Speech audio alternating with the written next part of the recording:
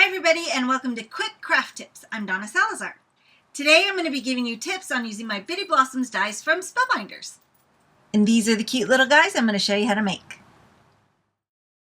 I think these might be my favorite dies that I've ever done. One of my favorite things about them is how easily you can take the die cuts out of them. You saw it just unwinds and then it just pops right out. And you just pull them out. I'm not being very careful.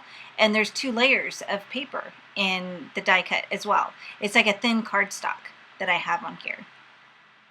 And I didn't do anything to treat the dies. They just are super, super easy to use. And sometimes when I'm pulling out that middle, one of the layers will come off as well. It makes it really easy to cut these out so that I can use them for the centers of most of my flowers. And I usually do. There's so many different tools that you can use to make the petals cut. There's actual styluses that you can purchase. There's easy things that you can use like paint brushes and even a crochet hook, which actually is one of my favorites. I'm doing this first flower using the stylus, and the foam pad is not a special foam pad. It's what a set of brads came in. You can see the little holes that are in it still, but that's all you need is just something squishy and something rounded. I start by kind of pinching that first end, and then I just start to roll it. I keep one of my fingers on the top and one on the bottom, and I just keep turning it. That way it doesn't get too long in the center. It stays nice and flat through the whole thing. Then when I get to the center, I just open up that little tab and add some glue to it. And if the flower is too tight, then you can let it release in the center. You can use a tool or just kind of let go of the flower a little bit and it'll unwind. And I'm going to use a tool just to kind of open up that middle a little bit, and then just press it down on the top and it'll hold it down in place.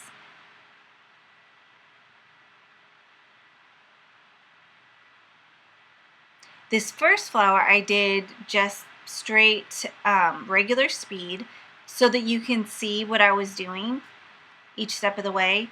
And I'm going to show you the same flower but with different tools, and now it's going to be faster because you saw what I did the first time. Now this is just the back of a paintbrush, so it's the rounded end. You can use a Sharpie, you can anything that has a rounded end and a handle. I'm doing that same thing, one finger on top and one underneath, just to keep it flat. Then I put glue on the tab.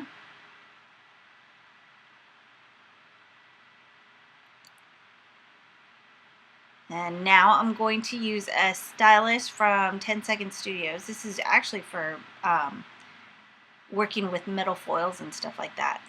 And it has a flat end. And so I'm using that right up against the edge of the petal to make it curl. Doing the same thing again. This one's even faster.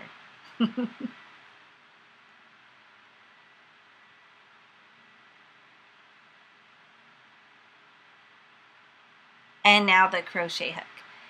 And I like the crochet hook the best, I think, because it has like a little point on the end, but it's rounded. So I can kind of press down and kind of twirl it to the side a little bit.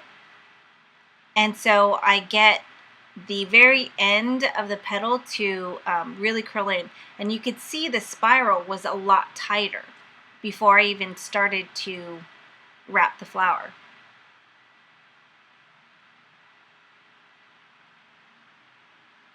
And this is what they all looked like.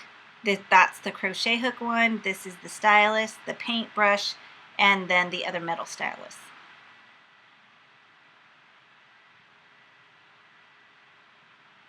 Now for the backgrounds, I'm just using some Rose Creations, and these are from Spellbinders as well. You just wrinkle the petals, you offset them, and glue each layer together, and I usually do at least 3. And this the Bitty Blossom is the medium-sized one, and the background flowers are the number 3 Rose Creation die. So it's the third from the smallest. And those are all different materials. And then you can also curl the petals outward. And it works best on the flowers that are more open. So if you loosen up the petals on the inside, then curling the petals outward looks better. On the ones that are already really tight, it doesn't look as good. It still looks cute, but it does look a lot better if you're going to use it on the flowers that are more open already. And what you can even do is just after you finish wrapping the first flower, you can start on a second flower from the outside of that one to make it bigger. And then the first flower can be wrapped really tightly, and the second flower could be a little bit more loose. And so you keep the tightness in the center of the flower, and then the outside is the part that you can curl outward like I'm doing here. And I'm just using a bamboo skewer. But my favorite thing to use to curl the petals outward is a paper piercer or a stylus that's really thin on the end, like the one you see behind my finger on the table.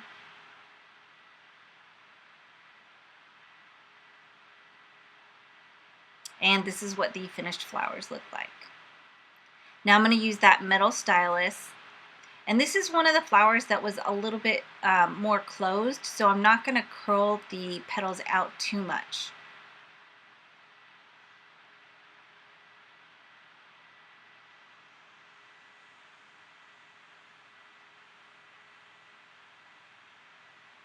And this is something that's really fun to just do while you're sitting and watching TV or just hanging out. You don't have something important to do. It's almost like meditation. It's really fun. You just like sit and kind of mindlessly put together these cute little flowers, and it's peaceful and calming, almost like knitting or crochet. And then this is a bigger Bitty Blossom. This is the biggest die in the bunch. The large and the middle Bitty Blossom are the same type and shape. And you can see here that I'm pressing down and kind of curling or rolling the crochet hook because the petals are bigger and there's more room to work with there. And you can see how tight that spiral is. But I was always saying the large and the medium size Bitty Blossom are the same shape, and then the smallest Bitty Blossom in the die set is perfect for making cute little super tiny and tight flowers. And then for the larger flowers, the large Bitty Blossom flowers, I put them on the background flowers that are the Rose Creations like I did earlier, but these are the number 4 Rose Creations, so the 4th from the smallest.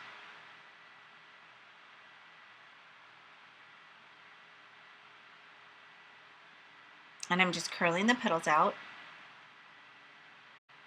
What actually looks really pretty is if you do the medium-sized Bitty Blossom for the center and then use the large Bitty Blossom and add it to the outside edge of that, and it makes it look like the perfect size little Bitty Blossom.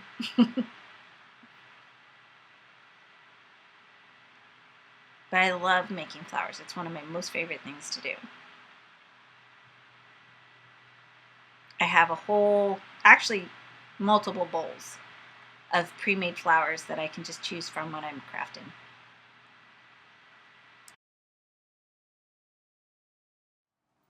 Thanks so much for joining me, and I hope to see you again next time. Bye! Say hi! Say hi, everybody! Hi! Yes, really. Hi! Can you blow kisses? No? Okay.